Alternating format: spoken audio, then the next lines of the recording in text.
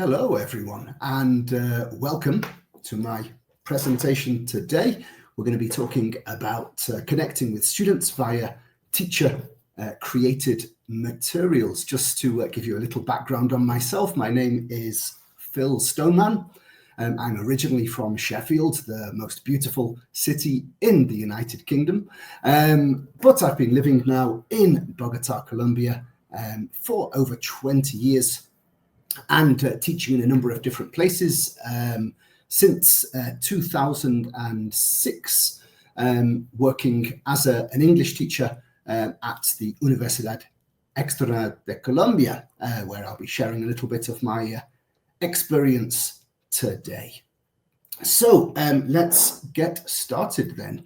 We've got a number of different things to look at.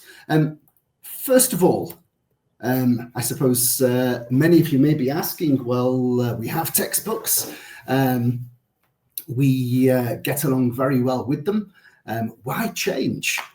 Or on the other hand, you may be thinking, well, textbooks are actually not quite as good as we had hoped, and that's why you've come along to this session. Well, as I mentioned, I started at Externado University in 2006, and for many years, as in other places where I've taught English, of course, we had a textbook. We had a whole variety, in fact, of different textbooks. I've used many different books from many different publishing companies. But there are kind of, as great as textbooks are, and of course, I'm certainly not saying that there aren't a lot of great things about textbooks, there are significant issues that we do need to think about. So on the one hand, of course, there's the expense. They're certainly not cheap, particularly where students are expected perhaps to buy a new book every semester or every year. One thing I can say from my own experience, definitely, is that as a consequence of this, we would often have students who, well, they were all supposed to have the book, but you would sometimes in a class of 18 students perhaps end up with perhaps 3 or 4 students who turned up with the book. And then, of course, there's also the related issues of some students arriving with photocopies of the book, second-hand copies or third-hand, fourth-hand, fifth-hand copies that have been around for quite some time and have all the answers written in, or perhaps the most notorious combination, the set of photocopies with the answers already written in. So it's hardly ideal, of course. Going back though to the kind of the more kind of on the theoretical level of what the textbook represents, on a business level as well. I mean, often textbooks do represent this one-size-fits-all approach, where really kind of it's this book that often through these companies is sold all the way around the world. So it's something that's expected to sell everywhere from Saudi Arabia, China, India, and of course, Latin America. And often, a lot of the things that are included, well, they might be included for a very good reason for a particular audience, but at least with our own audience, we might find that it's not quite what we would hope for. And kind of in a similar way, where we're using a book that's been created and basically just given to us to use, we are disconnected from the creative process. So here, we don't get a chance to really have a say in what we're doing. It's just kind of, here's the book, teach it. And of course, I think, well, it's certainly one way to go about things, but there's certainly a lot of creative muscle that we are able to flex as students, and well, as teachers for our students. So definitely showing students our creative side and being able to develop ourselves professionally through creating these sorts of materials. It is really important, and for me, definitely, it's been a really interesting part of my career as a teacher. So it is important on the offset to mention that there's no need to jump in straight away to say, okay, well, I'm going to create a whole syllabi. If you need to do that, or if you wish to, then of course, who's going to stop you? But I would very much recommend, I mean, the way that I started, as I mentioned, we would always have textbooks, but a lot of the time, specific activities didn't really work the way we wanted, or we wanted to kind of push things in a certain angle. So we started to really look at kind of how we could create worksheets, perhaps that were related to the textbook materials, and to kind of go on from there. And of course, kind of what started as a worksheet quickly becomes perhaps a 30-minute activity. And you start to think of more and more kind of how this works. And this 30-minute activity becomes then a full class. And then when you've got a whole series of these classes, well, yeah, you're looking then at basically a whole semester for your students. But there's no need to jump in straight away to something so huge. You can definitely take this, as in the picture, step by step. So to talk a little about my own experience at Universidad Externado de Colombia, it was in around 2017 that we actually decided at that point to just stop using textbooks as we had been previously, and to really look at how we could really use our expertise, how we could create our own programs, our own materials, how we could have something that was much more tailored for our own students, something that would connect with them, something that would be useful for them in a variety of ways. And as you may imagine, opinion on this amongst the teaching staff was divided. There were teachers who were very happy about this change. And of course, there were a number of things leading up to this, with students complaining about the expense every semester, with students complaining about feeling bored, just seeing kind of very similar activities in the textbook semester after semester. So there were definitely some teachers who were very happy about this change. At the same time, of course, there were some teachers who were perhaps, some of them a little more reserved, or some of them, in fact, just very much against this decision. Of course, the book does in many ways offer security, and it's easy to use in both good and bad ways. I think as we're aware, kind of as teachers, it's kind of something for us to lean on at times. But I'm sure we're all aware kind of the occasional story of teachers wandering into the classroom without much idea of what they're doing and just saying, okay, page 32, get on with it, without much more thought about their actual teaching practice. And of course, one of the main considerations here is the question, who is going to create these materials? It is definitely a very, very significant investment of time and expertise in terms of what's required here. And teachers really do need to be able to have that possibility to be able to create something. It's not just obviously creating something just one day to the next and saying, yep, done, but creating something that is very much up to the level that our students deserve, and that our colleagues deserve as well, if we're sharing these amongst our teaching staff. So as I mentioned, this whole thing started in around 2017, and many, many years later, we continue to update, we continue to learn about this whole process, but I have to say it's been extremely enriching. It's definitely been extremely interesting. There have, of course, been various lessons learned along the way, various things that, well, in retrospect, we certainly would have done differently. But definitely, I think for us as teachers, it's been an extremely valuable experience.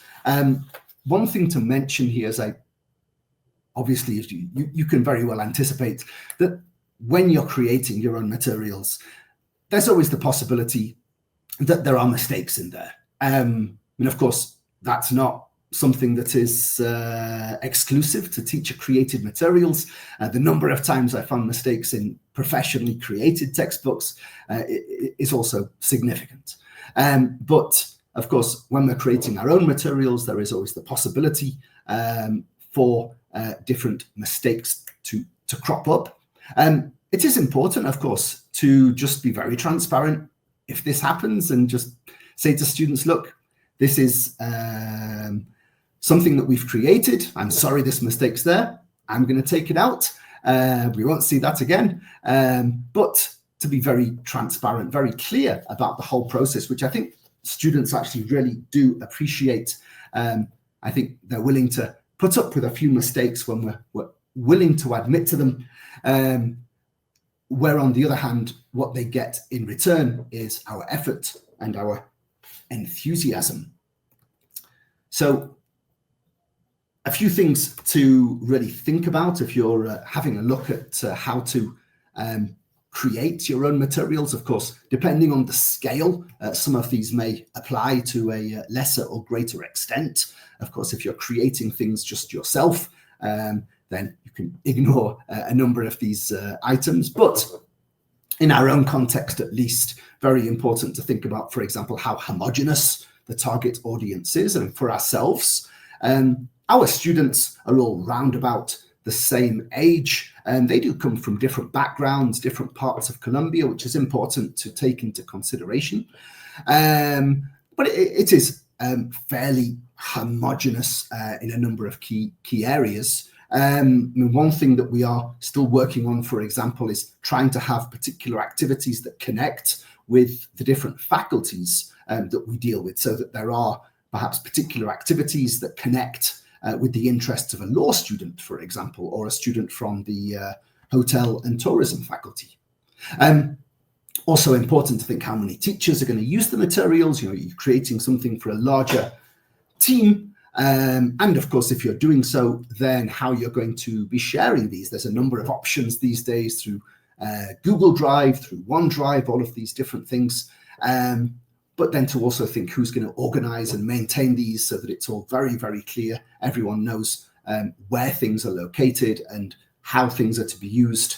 Of course, very important as well. One thing that we definitely learnt was the problem of particular materials being edited by mistake by teachers who went in and didn't realize that if they went in and just made a few changes that they, of course, you should be making changes, but you should make them on your own copy, whereas they made the copies on, made the edits on the master copies, which was not overly great for the whole team. Speaking of which, we need to ask how tech savvy our teachers are. Of course, these days there's so many different platforms, options, applications, all of these different things. So going everything all the way from these file storage options, looking at these different online tools, even something as common these days as Kahoot. And then, of course, we have to mention generative AI, which has a great part to play in these different activities and in creating these materials. So I'm going to show you just now a few sample materials that I actually created myself. As you can see here on the left, this is for a lower B1 class. This is for the second topic of the semester. We have 3 topics in the semester. So this is the second one, which is actually on stories, whereas I'm sure you can anticipate narrative tenses and connectors and adjectives and all of these different things make an appearance. So this is the first class of the topic. So of course we need to introduce the topic in these materials and present new vocabulary. So if you look on the right, this is how we have things stored on our OneDrive. So very, very important to try and have everything as uniform, as clear, as easy to use as possible. We have HO1, HO2, HO3. These are our 3 handouts for use in the class. So teachers can either make their own copy and then have a QR code that directs students to these, or print these out and photocopy them. Of course, particularly for reading activities, very important that students really get the chance to underline, to circle, to really attack the text. We also have here the LP file, which is our lesson plan with a full procedure going through kind of how an approximate time of how long each activity will take. And finally, our PowerPoint. So very important just to mention, although we have all of this and everything is really organized in the best way to help teachers, teachers are very much encouraged to make their own copy, to edit these as they wish, to use them in the best possible way for their students. So everything really should be edited at least a little by the teachers, but as I mentioned, once they've made their own copy of the materials. So to show you a little here, this is kind of part of the class. So going back to the idea of generative AI, this is when at one point when I had a subscription to Midjourney AI, this wonderful image generator. So I thought, well, why not use that for the class? As you can see, we have these 6 images here to get students to predict, get them to have an idea of what the story is about. One thing to mention, of course, is particularly bearing in mind our students and our own teaching setting. Representation is always very important for me, so I try to have a mixture of different ethnic representations in the classes, which I think is very important for students, not to just see people who look like me, essentially. So we're able to have these different images here. And as I mentioned, we then have our handout. Now, if you're just able to make out here in the text, you might be able to see that it's actually a story based in Bogota. So very much kind of within students' own context, something that very much connects with their own experience. And then we also have here another handout, which is our crossword here. So, of course, very important, try to have a variety of different activities. We don't want the same thing, as I mentioned with Kahoot, for example, as much as we all love Kahoot, of course. We can't use it every class, and there is definite Kahoot fatigue.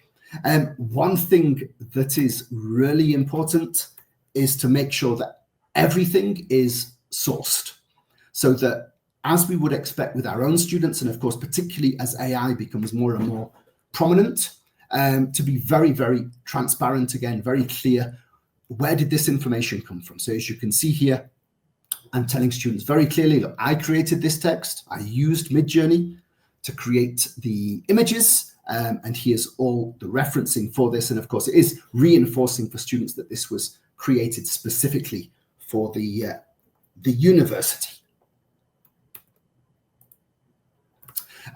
So bearing all of this in mind, I wanted to share with you a little bit of research that I did with some of my students. As you can see, 45 students from the Universidad Externado de Colombia. They're between an A2 and B1 level, of course, for complete clarity here. Of course, these are all my students. So as you may imagine, very, very enthusiastic about in-class material. So this may very well influence their responses here, but all the same, I think that it's worth having a look at what they said. So I wanted to ask them, so what do you think? What would you prefer? Textbook or teacher created materials? As you can see, over 90%, 91.1% prefer teacher created materials. Which, to be honest, I was a little surprised. I mean, you never really know with this sort of research, but it's definitely wonderful to see. So here, when I ask kind of how much impact the teacher-created materials had, as you can see, a vast majority of students are between a 4 and a 5 here. So that's really, really great to see. So just to look quickly at some of the students' different comments here. So a few things that come up again and again are the materials being dynamic, really the teacher really being understanding the topic, being able to clarify any doubts about it, because of course it's my material. Great interactivity. There's a lot of different things that we're able to do in the class, and personalization here, as they mention, not just kind of the one size fits all. A few more comments here. So again, being dynamic, the teacher's awareness of the student's context, and really kind of being able to change around activities, really fit them to the students, and really that they're able to aid students in particular areas where we're able to see that students need a bit of extra support, extra help. So basically you can see from this kind of all the advantages, all the wonderful comments made by the students. I would very, very much encourage you, if you don't already, to have a good go at creating your own materials. As I mentioned, you don't need to start with a full class or thinking about a whole syllabus. Starting with a worksheet is perfectly fine, or with a kind of self-contained activity, and really see where you go from there. I hope that this talk has been interesting for you, and thank you all so much for being here. Here's my email address if you'd like to be in touch.